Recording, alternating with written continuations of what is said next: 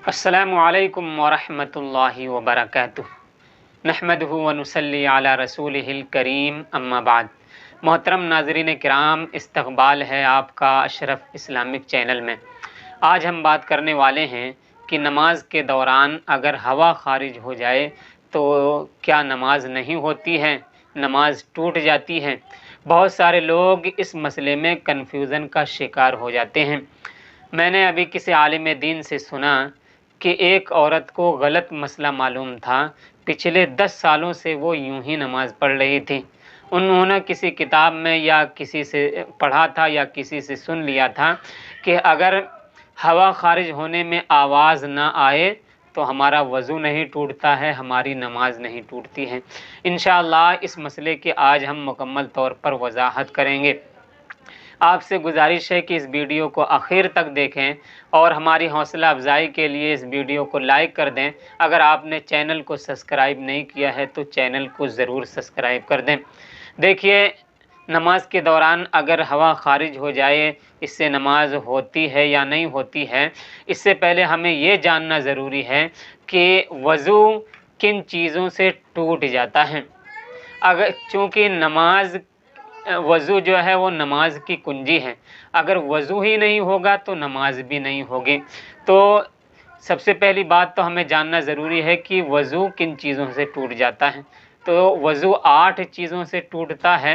Number 1, पायखाना या पेशाब करना या पायखाने या पेशाब की जगह से किसी चीज़ का निकल जाना। नंबर 2, रीह यानी हवा खारिज हो जाना। नंबर 3, बदन के किसी भी हिस्से से खून या पीप का निकल कर बह जाना। नंबर 4, लेट कर या सहारा लगाकर सो जाना। नंबर 5, मुंह भर के क़य करना, उल्टी करना। नंबर 6, बीमारी या किसी और वजह से बेहोश हो जाना। नंबर 7, मजनून यानी दीवाना हो जाना, पागल हो जाना कि हमने वज़ू किया था, उसके बाद अचानक से जहन ख़राब हो गया और हम पागलों की तरह कुछ भी बोल रहे हैं, कुछ भी कर रहे हैं, जहन मुंतशिर हो गया, तो पागल हो जाए, इससे भी वज़ू टूट जाता है। नंबर 8, रुकू और सजदे वाली नमाज में कहा मार कर हंसना, खिलखिला कर हंसना, इससे भी वज़ू टूट जाता है। अब जब हम नमाज पढ़ने का इरादा करते हैं और वज़ू बनाने के लिए जाते हैं, तब अब शैतान हमारे पीछे लग जाता है और वो हमारे दिल में तरह तरह के ख़यालात डालता है और वसवसे डालता है। आपने ख़ुद अपनी ज़िंदगी में महसूस किया होगा कि जब हम नमाज के दरमियान खड़े होते हैं तो ऐसी ऐसी बातें हमें याद आती हैं कि जिनका हम वहमो गुमान भी नहीं कर सकते थे, और ऐसी ऐसी चीज़ें जहन में आती हैं कि नमाज से पहले अगर वही चीज़ सोचो और दिमाग लगाओ तो वो चीज़ हमारे जहन में नहीं आती हैं, और जैसे ही नमाज पढ़ना शुरू करेंगे तो भूली हुई सारी चीज़ें याद आना शुरू हो जाती हैं, चूँकि इसमें शैतान वसवसे डालता है। तो अब हमें ये जानना ज़रूरी है कि हवा खारिज होने से नमाज टूटती है या नहीं टूटती है। तो देखिए, सबसे पहली बात तो यह है कि हवा खारिज 2 तरीके से होती है। एक यह है कि हवा खारिज होती है तो आवाज़ आती है, और एक यह है कि हवा खारिज होती है तो आवाज़ नहीं आती है।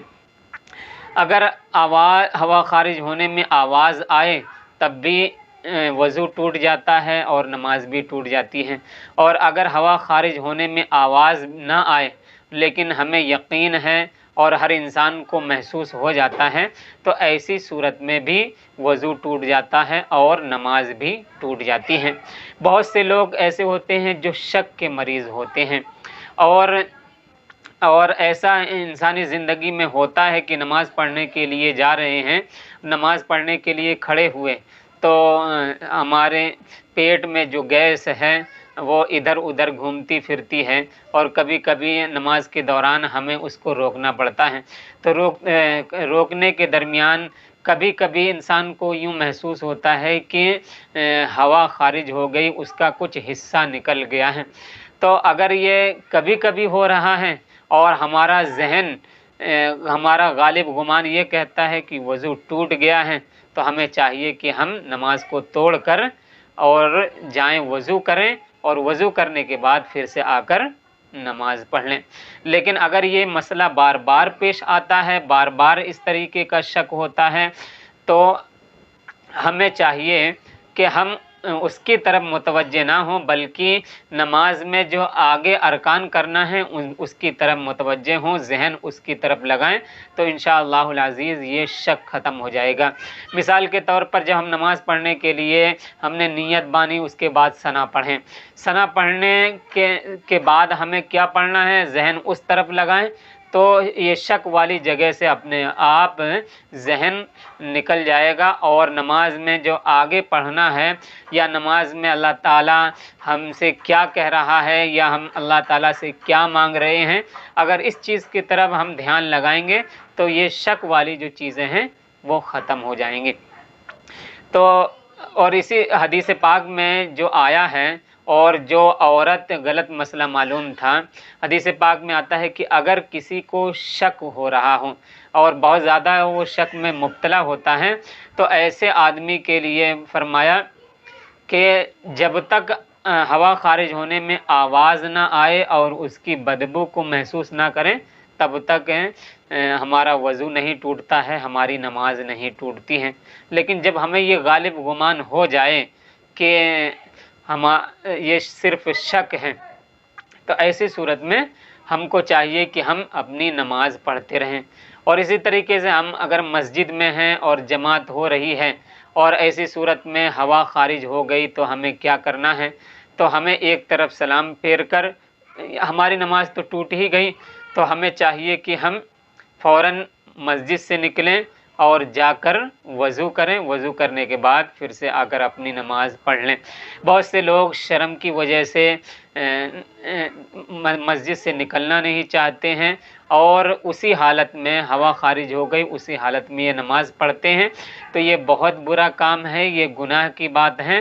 ہمیں لوگوں کا ڈر نہیں ہونا چاہیے، اللہ کا ڈر ہونا چاہیے۔ لوگ کیا کہیں گے، ہنسیں گے، ہمیں اس کے بارے میں نہیں سوچنا ہے۔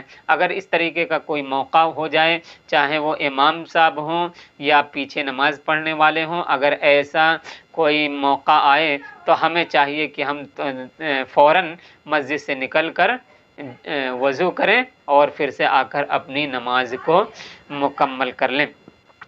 تو امید کرتا ہوں آپ کو یہ بات سمجھ میں آ گئی ہو۔